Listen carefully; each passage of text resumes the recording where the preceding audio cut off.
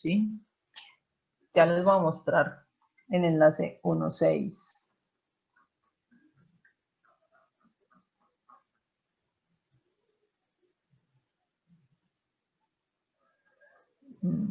Aquí está.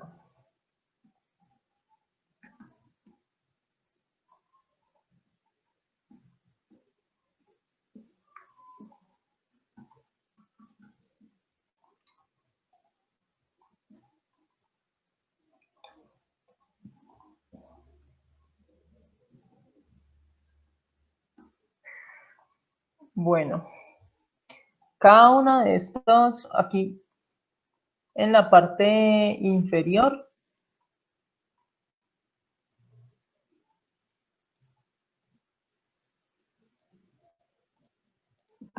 una rabia que no hace lo que yo quiero.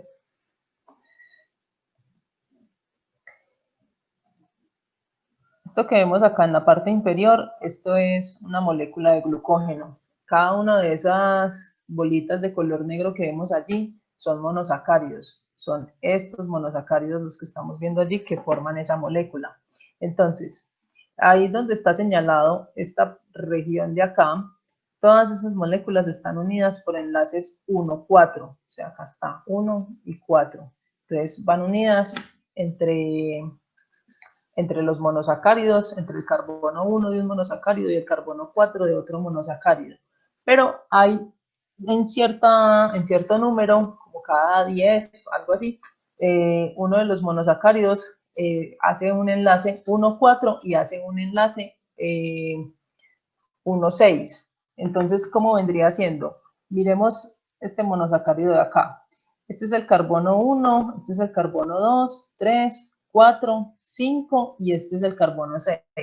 Entonces, este carbono 6 se une con el carbono 1 de otro monosacárido y entonces generan esta ramificación. Entonces, como yo les venía diciendo, la molécula de glucógeno es muy grande y necesita tener, digamos, pues, la molécula, o sea, ¿cuál es la función del glucógeno? El glucógeno, la función es almacenar glúcidos, o sea, hacer una molécula de reserva para tener, digamos, la mayor cantidad de glucosas. Entonces, para poder tener una buena cantidad de glucosas, pues la molécula tiene que tener la capacidad de poder ramificarse, o sea, de tener como los suficientes espacios o la estructura que le permita abarcar la mayor cantidad posible de monómeros, o sea, de glucosa.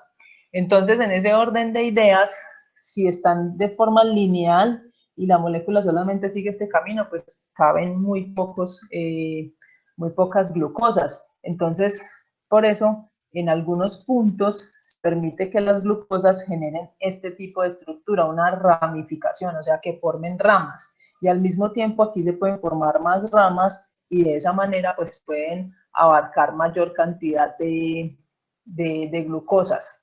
Esto es simplemente para que ustedes tengan conocimiento a qué se refiere cuando se hablan de los enlaces 1,4 y a qué se hablan de los enlaces 1,6.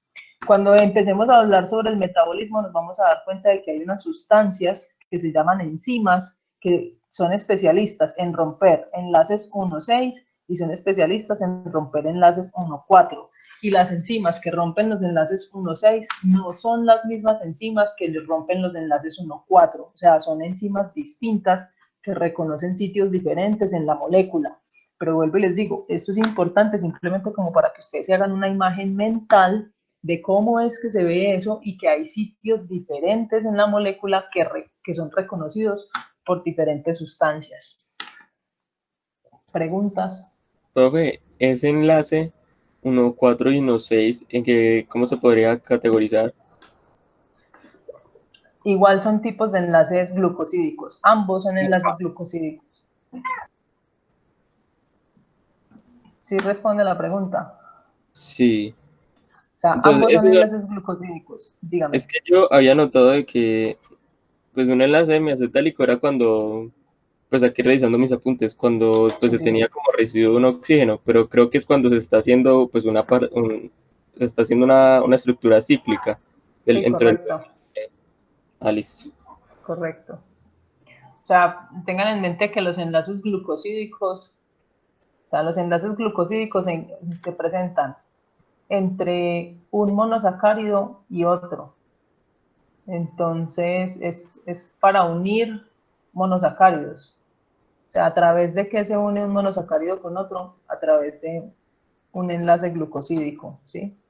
Y el enlace hemiacetálico es para que una estructura pase de una forma lineal a una forma cíclica, ¿sí? Simplemente eso. Me quedó feo. Bueno. Preguntas hasta ahí.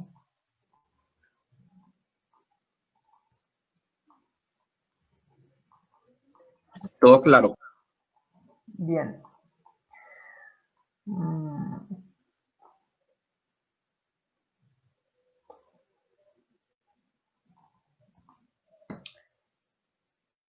¿Tienen alguna duda con respecto a los carbohidratos hasta aquí? Profe, los monosacáridos también pueden generar enzimas, No, ¿no? no, los monosacáridos no, pues ellos no hacen parte de las enzimas. Los carbohidratos no hacen parte de las enzimas. No, ellos no tienen esa función. Ellos, ellos tienen funciones energéticas, tienen funciones estructurales, tienen funciones metabólicas, en el sentido de que actúan como un precursor, en que son, por ejemplo, digamos, una ficha clave para formar otras moléculas, porque como ellos ofrecen varios, Son muy varios diversos. grupos, como ellos ofrecen grupos OH, entonces esos grupos OH pueden ser sustituidos por otras sustancias. Por ejemplo, yo porque les puse a buscar el gliceraldehído, porque es que este gliceraldehído, cuando el aldehído se sustituye por un OH, es una molécula que ya queda convertida en otra cosa, en un glicerol. Y el glicerol, o sea, por esa pequeña diferencia, el gliceraldehído ya deja de ser monosacárido y se convierte en un alcohol graso. Entonces él ya puede formar parte de otro tipo de moléculas que son los lípidos, ¿sí? Entonces, lo que yo quiero que ustedes me entiendan es que los carbohidratos, o específicamente algunos tipos de carbohidratos como los monosacáridos, funcionan como andamios, o sea, que en ellos se pueden ensamblar otras moléculas para formar macromoléculas más grandes y con funciones diferentes. ¿Ya? Oye, profe, Listo, profe. Gracias. Vale, Julián.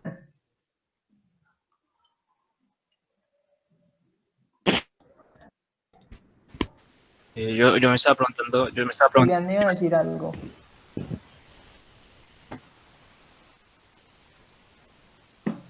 yo me estaba preguntando si precisamente esas propiedades son dadas al ser supuestamente carbonos hidratados, pues por tener Qué presencia de pena, agua, o a qué se ven esas pero es que propiedades. no se le oye bien, qué pena.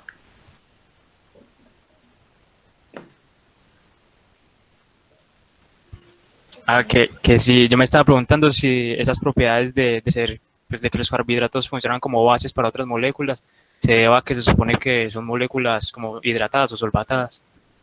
Ya. Pues los llaman hidratados porque, o sea, porque se dieron cuenta como de la proporción de, de, de, de sustancias que tiene, o sea, como darse cuenta que por cada carbono tienen dos átomos de hidrógeno y uno de oxígeno. Entonces, por eso los llaman así, pero no necesariamente es como que tengan agua como tal, no. O sea, es simplemente para Entonces, referirse bueno, a una proporción. bueno, mi pregunta va a ser entonces, ¿esa propiedad puede deberse más a las propiedades del propio carbono o a las del hidrógeno, por así Más, decirlo? más bien, sí, podría ser, digamos, más fácil como, digamos, del carbono, y sí, ahí tiene razón con respecto a lo del hidrógeno.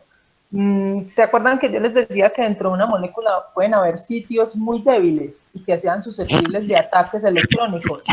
Entonces, es precisamente eso. Como estamos hablando de una sucesión de carbonos, por ejemplo, los que tenemos ahí en pantalla, estamos viendo de que el gliceraldehído es una molécula que se compone de 3 carbonos. Uno de esos 3 carbonos es débil y es susceptible de ser atacado. Entonces, cuando llegan moléculas con mayor electronegatividad a uno de esos carbonos, se le puede arrancar ese oxígeno con el grupo hidroxilo y ya queda, digamos, el carbono convertido en un carbanión o en un carbocatión, lo que puede propiciar a que otras moléculas se unan en él.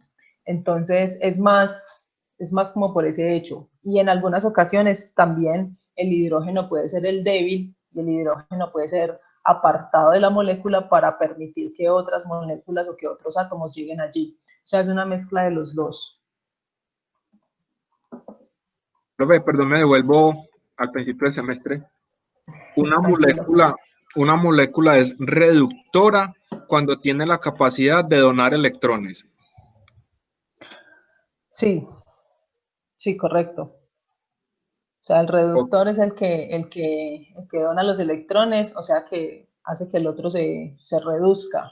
Y el reductor queda oxidado porque pierde los electrones. Esos electrones que el